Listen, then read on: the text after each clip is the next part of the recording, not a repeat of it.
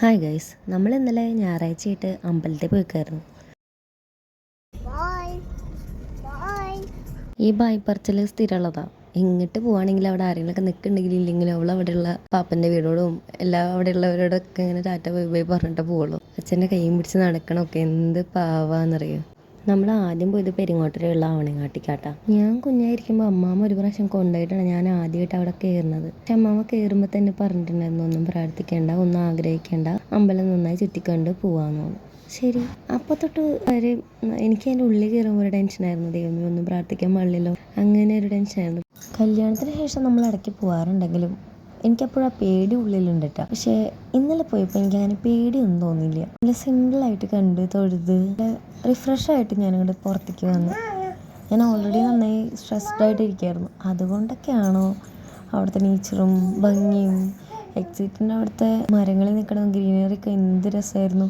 ഭയങ്കര പീസായിരുന്നു. നല്ല തിരക്കുണ്ടായിരുന്നു, പക്ഷെ എന്തോ ഇങ്ങനെ വലിയ ഒച്ചപ്പാടും ബഹളമൊന്നും ഇല്ലാണ്ട് സിമ്പിളായിട്ട് തൊഴുതിറങ്ങി. അത് കഴിഞ്ഞ് പിന്നെ ഞങ്ങൾ നേരെ പോയത് തൃപ്പരാർ അമ്പലത്തിലേക്ക് കേട്ടോ, ശ്രീരാമനെയും ഹനുമാനെയൊക്കെ കാണാനായിട്ട്. അപ്പം ആമി ഇപ്പോൾ കുറച്ച് നേരം നടന്നപ്പോഴേക്കും ആമിയുടെ പാവാടയ്ക്ക് ഇറക്കം കൂടി. അപ്പം അച്ഛനത് ശരിയാക്കി കൊടുക്കാൻ എനിക്ക് ഭയങ്കര ഇഷ്ടമാണ്. അങ്ങനെ കൈ പിടിച്ച് നടക്കണം എന്നുള്ളൂ, നടക്കണം. അത് കഴിഞ്ഞ് അവിടെ മീനൂട്ടൊക്കെ കൊടുത്തു. കുറേ മീനുണ്ടായിരുന്നു കേട്ടോ. ആമി ഇത് കണ്ടിട്ട് ഹായ് ഹായ് ഹായ് എന്ന് പറഞ്ഞിരിക്കുകയായിരുന്നു. മീനൂട്ടൊക്കെ കഴിഞ്ഞ് കയറിയതും കഥന പൊട്ടുടങ്ങി. പിന്നെ കുട്ടിക്ക് പേടിയാണ്. കഥന പൊട്ടണമെന്ന് ഭയങ്കര ടെൻഷനുള്ള കാര്യം. ഈ ഗണപതി അവിടെ നിന്ന് മേടിച്ചാട്ടാ. കണ്ണൻ്റെ വണ്ടിയിൽ ഇതിനു മുമ്പ് ഒരു സോളാറിൻ്റെ ഒരു കറങ്ങണതുണ്ടായിരുന്നു. അത് ഈ ഇരിക്കണ മുതൽ വലിച്ച് പൊട്ടിച്ച് പപ്പടാസാക്കി കൊടുത്തു. അപ്പം അച്ഛന് ഗണപതി വാങ്ങിച്ചപ്പോൾ കുട്ടിക്ക് പീപ്പിയും പൂച്ചേനെയും വാങ്ങിച്ചു. ഇതിങ്ങനെ ഒരു പല്ലവിയാണ് സ്ഥിരം. എവിടെ പോയാലും എന്തെങ്കിലുമൊക്കെ മേടിച്ച് കൊണ്ടുവരണം എന്നുള്ളത്. പാവക്കുട്ടികളും മെയിനാണ്. ആ പീപ്പിക്ക് ഒരു പ്രത്യേകത ഉണ്ടായിരുന്നു. അവിടെ നിന്ന് നമുക്ക് കിട്ടുന്നത് വരെ അതിന് സൗണ്ട് ഉണ്ടായിരുന്നില്ലേ. ഞാനും കണ്ണനും മാറി മാറി ഊതി നോക്കിയിട്ടും സൗണ്ട് ഇല്ലാത്ത സാധനം അവൾ ഊതിയപ്പോൾ ശബ്ദം വന്നു. അതെങ്ങനെയാണെന്ന് ഞങ്ങൾക്ക് ഇപ്പോഴും മനസ്സിലായിട്ടില്ല. അവിടെ നിന്ന് പിന്നെ നമ്മൾ നേരെ പോണത് സ്നേഹതീരത്ത് കേട്ടോ. ഇറക്കാനൊന്നും പറ്റില്ല എന്ന് തോന്നുന്നുണ്ട്, കാരണം റീലൊക്കെ കണ്ടപ്പോൾ കടൽ കയറുന്നുണ്ട് നന്നായിട്ട്. എന്നാലും ഒന്ന് കാണിച്ചു കൊടുക്കാൻ ചെന്നപ്പോൾ ആദ്യം കണ്ട ഞങ്ങൾ കാക്കേനെ. ഇവൾക്ക് ഈ കാക്ക, കിളി, ആട്, പശു, കോഴി ഇതിനൊക്കെ ഭയങ്കര ഇഷ്ടമാണ്. കുഞ്ഞുങ്ങളല്ലേ, പിന്നെ അങ്ങനെയല്ലേ. ആളിങ്ങനെ പതുക്കെ പതുക്കെ പതുക്കെ പതുക്കെ ഞങ്ങളുടെ കണ്ണ് വെട്ടിച്ച് ഞങ്ങൾ ശ്രദ്ധിക്കണേ ഇല്ല വെച്ചിട്ടാണ് പതുക്കെ പതുക്കെ ഇങ്ങനെ ഇറങ്ങാനുള്ള സെറ്റപ്പ് നോക്കിക്കൊണ്ടിരിക്കുക. അവളിങ്ങനെ ഇറങ്ങിപ്പോവും, കണ്ണൻ പിന്നെയും പിടിച്ച് കയറ്റിക്കൊണ്ടു. അവളിങ്ങനെ ഇറങ്ങിപ്പോവും, പിന്നെയും കണ്ണൻ പിടിച്ച് കയറ്റിക്കൊണ്ടിരിക്കും. കുറച്ച് നേരമൊക്കെ അവിടെ നിന്ന് വിട്ടാ. ആളിന്ന് ഇപ്രാവശ്യം എന്താണെന്ന് അറിയില്ല, ആമിക്ക് വല്ലാത്തൊരു സന്തോഷമായിരുന്നു കടൽ കണ്ടിട്ട്. നിങ്ങൾക്കാണെങ്കിൽ വല്ലാണ്ട് പേടിയായി. നേരെയൊക്കെ നല്ല രീതിക്ക് വരുന്നുണ്ടായിരുന്നു. അത് നന്നായി കലങ്ങി മറിഞ്ഞ വെള്ളമായിരുന്നു. പിന്നെ അച്ഛനെയും മോളിലെയും കുറച്ച് ഫോട്ടോസൊക്കെ എടുത്തു. ആമി ഇങ്ങനെ ഭയങ്കര എക്സൈറ്റഡ് ആയിട്ട്. കുട്ടി ആദ്യമായിട്ട് നല്ല കടൽ കാണുന്നത്.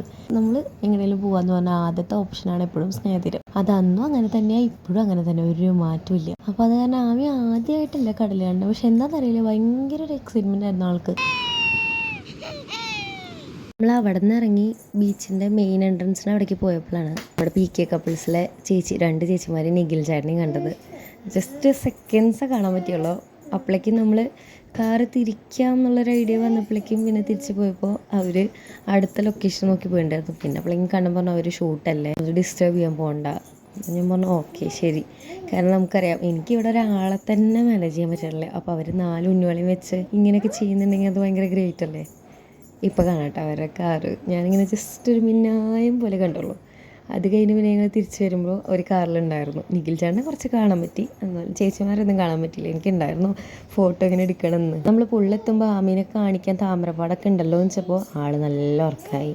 പിന്നെ നമ്മളെ ഇനിപ്പിക്കാൻ പോയില്ല, നല്ല ക്ഷീണമായി എന്ന് മനസ്സിലായി. വീട്ടിൽ ചെന്ന് ചിക്കൻ കറി ഉണ്ടായിരുന്നു. ചിക്കൻ കറിയും കൂട്ടി ചോറുണ്ട് കിടന്നുറങ്ങി.